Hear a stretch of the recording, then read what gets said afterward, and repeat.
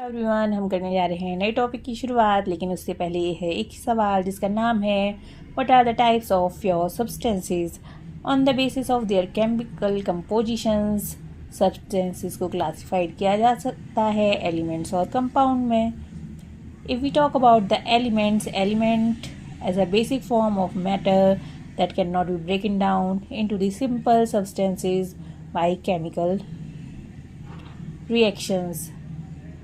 If we talk about the further classification of elements, उन्हें 3 parts में divide किया गया है: metals, non-metals and metalloids. If we talk about the properties of metals, metals होते हैं shiny, they have silver grey and golden yellow color, they can conduct electricity and heat, they are ductile, ductile का मतलब है उन्हें thin wire में stretch किया जा सकता है।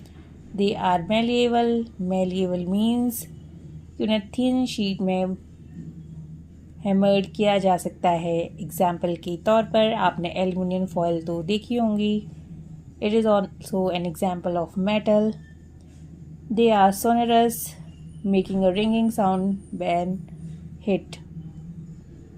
If we talk about the example of metals, examples हैं gold, silver, copper, iron, sodium and potassium. Mercury एक ऐसा मेटल है जो लिक्विड फॉर्म में एग्जिस्ट करता है एट अ रूम टेम्परेचर। अगर हम बात करें नॉन मेटल्स की, non metal display a variety of colours, they are poor conductor of heat and electricity, they are non lustrous, sonorous and malleable. If we talk about the example of non-metals, it include hydrogen, oxygen, iodine, carbon, bromine and chlorine.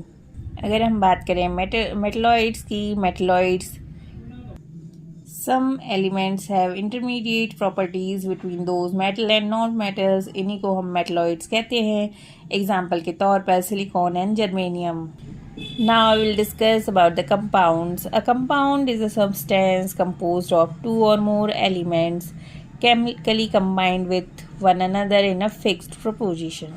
If we talk about the difference between mixture and compounds, mixture elements or compound just mix together to form a mixture. No new compound is formed. A mixture has a variable composition. A mixture shows the property of constituent substances. These constituents can be separated fairly easily by physical methods. अगर हम बात करें compounds की, in compounds, element react to form new compound. The composition of each new substance is always fixed. The new substance has totally different properties. The constituent can be separated by chemical or electrochemical reactions. अगर हम बात करें hydrogen की, hydrogen एक colourless, odourless and combustible gas है। We talk about the sulphide, hydrogen sulphide, it is colourless gas with the smell of rotten egg.